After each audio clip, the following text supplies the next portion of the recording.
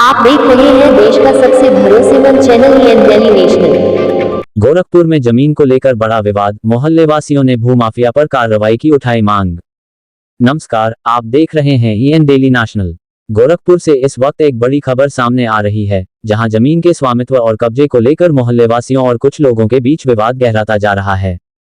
मोहल्लेवासियों का आरोप है कि प्रशांत सिंह, रंजीत सिंह, पंजे चौहान, दुर्गेश कोरी, जय कुमार, अनिल गुप्ता, धर्मेंद्र भारती, उमेश शर्मा, सारांश भारद्वाज, मोहम्मद फरहान, मोहम्मद ताहिर, संतोष चौहान, मोहम्मद इरशाद, बबलू गुप्ता, छठी लाल पार्षद, सुधीर चंद्र अग्रवाल और सुभाष चंद्र अग्रवाल सहित कई लोगों द्वारा उन्हें उनकी वर्षों पुरानी आबादी से हटाने का प्रयास किया जा रहा है।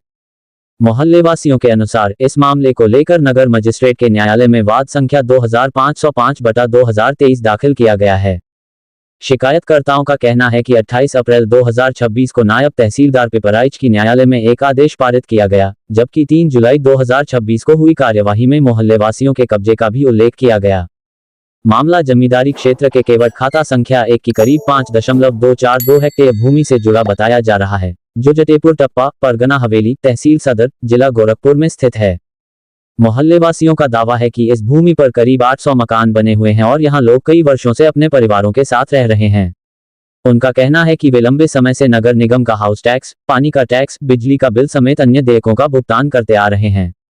शिकायतकर्ताओं के मुताबिक इसी भूमि पर लोहिया पार्क, व्यायामशाला, रैन बसेरा, मेयर कैंप कार्यालय, जीडीए के आवास और प्राथमिक पाठशाला जैसी सार्वजनिक सुविधाएं भी मौजूद हैं। ऐसे में मोहल्लेवासियों ने प्रशासन से पूरे मामले की निष्पक्ष जांच कराने और कथित भूमाफिया के खिलाफ नियमानुसार कार्रवाई की मांग की है।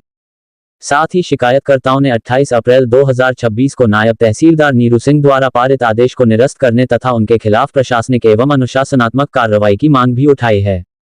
हालांकि इस पूरे मामले में लगाए गए आरोपों की स्वतंत्र पुष्टि होना अभी बाकी है।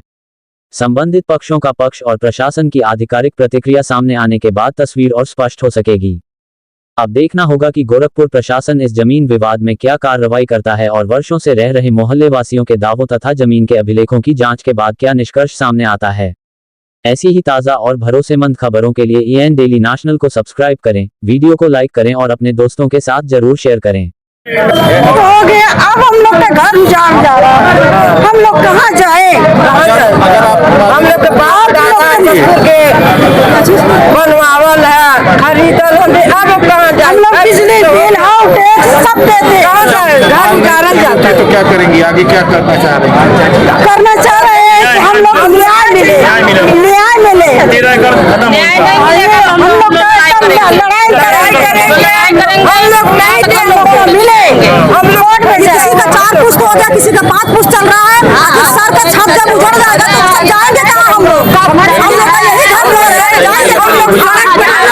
डीएम से मिले थे मामले को लेकर, आज किस तरह का मामला है जो कि आपको काफी ज्यादा रही है? आज मामला ये है कि हमारे जो धर्मशाला बाजार की सम्मानित जनता है वो जो है एकदम सोने की विश्वास टूट गया है शासन प्रशासन सब पर।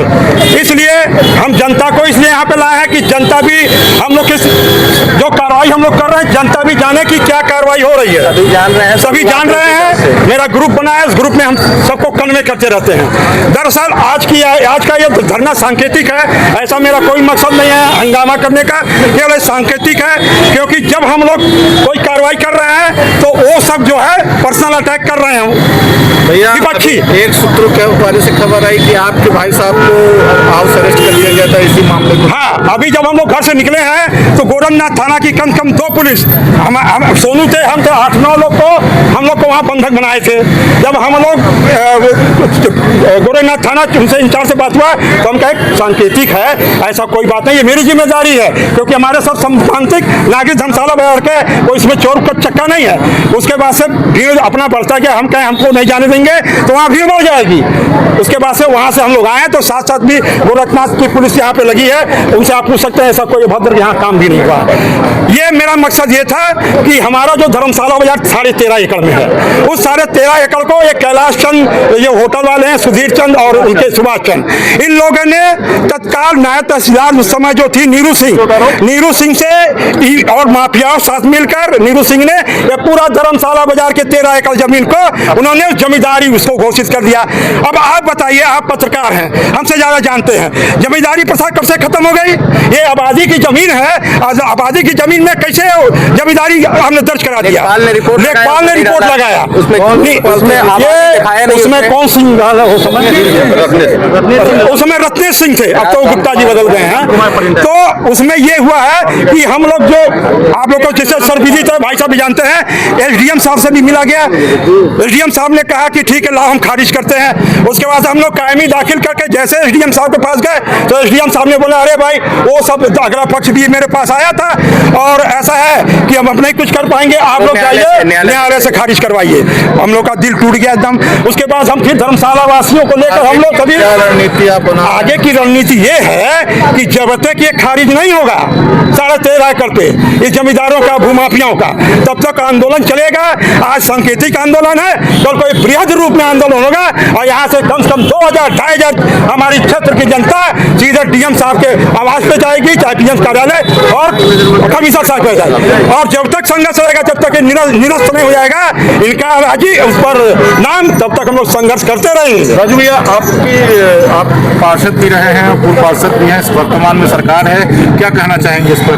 ये सबसे बड़ी चीज ये है कि एक मकान का अगर हाउस टैक्स भी चढ़ाना होता है नामांतरण पर, तो अगल बगल के दोनों का नाम लिया जाता है, नोटिस जाता है, तब ये प्रक्रिया होती है।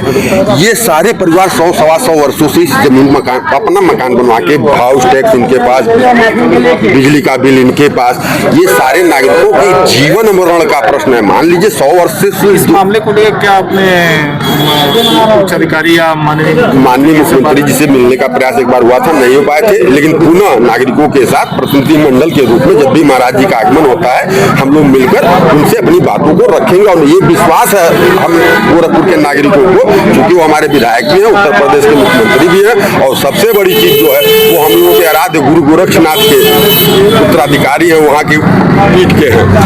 यही एक सबसे पहले इसकी शुरुआत होती है। मार्कंडे कोठा के बगल में एक प्लाट था जिस पर गिरधर गुप्ता, सरोज गुप्ता जी और उनके पति गिरधर गुप्ता जी का कई वर्षों से वो लोग उस पर अपना दुकान आवास सन 80 से वो लोग वहाँ रहते थे। एक कितने दिन पहले 2024 में फर्जी मुकदमा करके ये लोग आते हैं और जबरदस्ती उस मकान में, उनका पूरा उस मकान में दुकान का सामान है, 50 लाख का सामान, ये सारा सामान ये लूट लिए सब। 50 लाख का उनका गिरधर गुप्ता जी बहुत बड़ी दुकान है। पहले उनका एक प्रश्न कहा कि मैं न किसी को परेशान कर रहा हूँ, ना मैं किसी को डिस्टर्ब कर रहा हूँ, ना मैं किसी को डिस्टर्ब कर रहा हूँ। अगर किसी को दिक्कत होती है, आपत्ति है, तो आके मिले, मैं तैयार हूँ। वो अगर तैयार होते और अपनी बातों पर अडिग रहते तो यही सिमसिम मार्केट में अभी 3 दुकानों का एग्रीमेंट उन्होंने, 3 दुकानों का या 3 दुकानों को परेशान कर रहे हैं। 3 नहीं, हम बता बोल रहा, अरे बोल रहे यार। हम लोग नगर निगम के किराएदार हैं, ठीक है सर। इधर देख, हम लोग का 1999 से नगर निगम से मुकदमा चल रहा है, ठीक है। 2012 में हम लोग को स्टे मिला हुआ है, 2012 में स्टे मिला हुआ है। इस सब विविधताओं को देखने के बाद जब हम लोगों ने अपना चेक किया तो पता चल रहा है कि 205, 209, 688 और 695 नंबर का ये 4 चक्र ये किसी को एग्रीमेंट कर चुके हैं, पावर ऑफ टर्निंग दे चुके हैं, जिसका मेरे पास प्रूफ भी है। ये देखिए, अरे बहुत बड़ा स्कैंडल है ये, बहुत बड़ा स्कैम चल रहा है, ये बहुत बड़ा स्कैम चल रहा है। ये देखिए, इन्होंने इन लोगों के नाम क्या बना के रखे हुए, क्या चाह रहा है? चाह ये रहे थे कि हम लोगों से नगर निगम ने पैसा जमा करवाया था, हम लोग को रजिस्ट्री करे। 1998 में एक नजर आया था जिसमें गवर्नमेंट ने ये कहा था कि आप लोग पैसा जमा कर दिए, हम आपको रजिस्ट्री करें। क्या नाम है आपका? राम गुप्ता। हमारे मार्केट का नाम ओम सिमसिम बाजार, इनके मार्केट का नाम है ओम सिमसिम बाजार। इस चौराहे से लेके आगे वाले चौराहे तक है।